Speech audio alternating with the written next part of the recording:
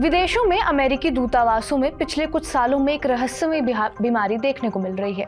अब इसी बीमारी को लेकर एक खुलासा हुआ है। अमेरिकी मीडिया संस्थान जैसे कि द इनसाइडर, डेर स्पिगल और सीबीएस की एक जांच रिपोर्ट के मुताबिक अमेरिकी राजनयिकों को शायद रूस के बनाए साउंड हथियारों से निशाना बनाया गया है। यानी मानवों से बनाई गई इस बीमारी के पीछे रूस का हाथ है। हालांकि रूस ने इन आरोपों को खारिज किया है। रॉयटर्स की रिपोर्ट के मुताबिक रूसी प्रवक्ता दिमित्री पेस्कोव ने कहा कि इस दावे को सच साबित करने के लिए ना तो कोई सबूत पेश किया गया है और ये आरोप बेबुनियाद है। लेकिन क्या है ये हवाना सिंड्रोम या फिर क्या है ये बीमारी जो खुद मानवों ने बनाई है? हवाना सिंड्रोम की पूरी कहानी हम आपको बताएंगे इस वीडियो में। नमस्कार, मेरा नाम है रिया शर्मा और आप देख रहे हैं TV9 डिजिटल। तारीख थी 30 दिसंबर और साल था 2016। जगह कैरेबियन का एक छोटा सा द्वीपीय देश क्यूबा और इसी क्यूबा की राजधानी हवाना। इसी हवाना में अमेरिकी राजदूत रहते थे। इन्हीं के साथ अमेरिकी खुफिया एजेंसी CIA के अधिकारियों का भी आवास था। लेकिन 30 दिसंबर को देर रात खुफिया विभाग का अधिकारी दूतावास के मेडिकल हेल्थ ऑफिस में पहुंचता है। उस अधिकारी के कान में पिछले दिन से ही कुछ आवाज जोरों से बज रही थी। उसके साथ साथ कुछ अधिकारियों का भी कुछ ऐसा ही हाल था। आवाज इतनी ज्यादा कि अधिकारी कनपट्टी पर हाथ रखकर चीखने लगते थे। इसके बाद सर में भयानक दर्द, उल्टियों की शिकायत और चक्कर। इस बीमारी के लक्षण ऐसे थे कि 1-2 दिन बाद ही इंसान को दिखाई या सुनाई देना कम हो जाता था। इसका रिजल्ट यही था कि वो राजनयिक काम ही नहीं कर पाते थे। इतना ही नहीं, कनाडा के एम्बेसीज भी इसी बीमारी का शिकार होने लगे थे। 2016 से 2021 के दौरान कोलंबिया, उज्बेकिस्तान और चीन जैसे देशों में भी हवाना सिंड्रोम के मामले सामने आने लगे। तभी से इसका नाम रखा गया था हवाना, क्योंकि ये वहीं से उजागर हुआ था। आमतौर पर सिंड्रोम का मतलब क्या है? इसका मतलब है लक्षणों का एक समूह, यानी कि ये कोई अनोखी बीमारी नहीं है, बल्कि आमतौर पर एक साथ अनुभव किए जाने वाले लक्षणों का एक समूह है जिनके कारणों की पुष्टि करना थोड़ा मुश्किल हो सकता है।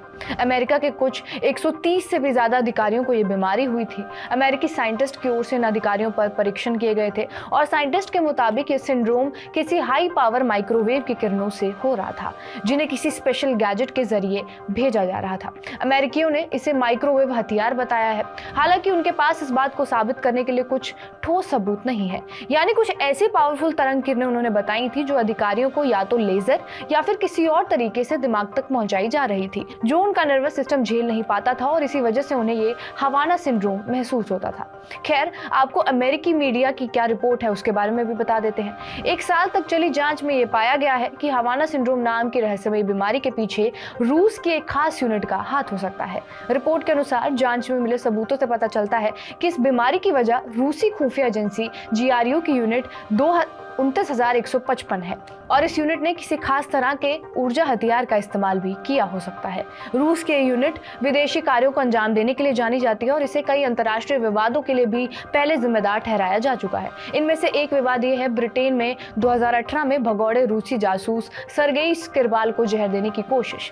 द इनसाइडर के अनुसार कमला हैरिस की हनोई यात्रा से 5 महीने पहले रूस की सुरक्षा परिषद को एक ईमेल भेजा गया था। इस ईमेल के मुताबिक रूसी खुफिया विभाग ने वियतनामी सुरक्षित सेवाओं को एक विशेष तकनीक साझा करने की अनुमति हासिल की थी। इनमें LRD ध्वनि छोड़ने वाले और इंसानी शरीर को स्कैन करने के लिए शॉर्ट वेव उपकरण शामिल थे। जांच के मुताबिक ऐसे सबूत मिले हैं जो यूनिट के सदस्यों को विदेश में तैनात अमेरिकी सरकारी कर्मचारियों और उनके परिवारों पर हुए संदिग्ध हमलों के साथ जोड़ते हैं। इन सभी मामलों में कुछ ना कुछ ऐसा जुड़ता था, जैसे कि पीड़ितों ने या तो कभी रूस के खिलाफ किसी अच्छे प्रोजेक्ट पर काम किया हुआ था या फिर सिर्फ रूस के प्रोजेक्ट्स पर ही काम किया हुआ था। रिपोर्ट में यह भी कहा गया है कि पहला हमला शायद जर्मनी में हुआ था, लेकिन ये क्यूबा में 2016 में सामने आए मामलों से 2 साल पहले की बात है। हवाना सिंड्रोम की असल वजह अभी भी रहस्य ही है।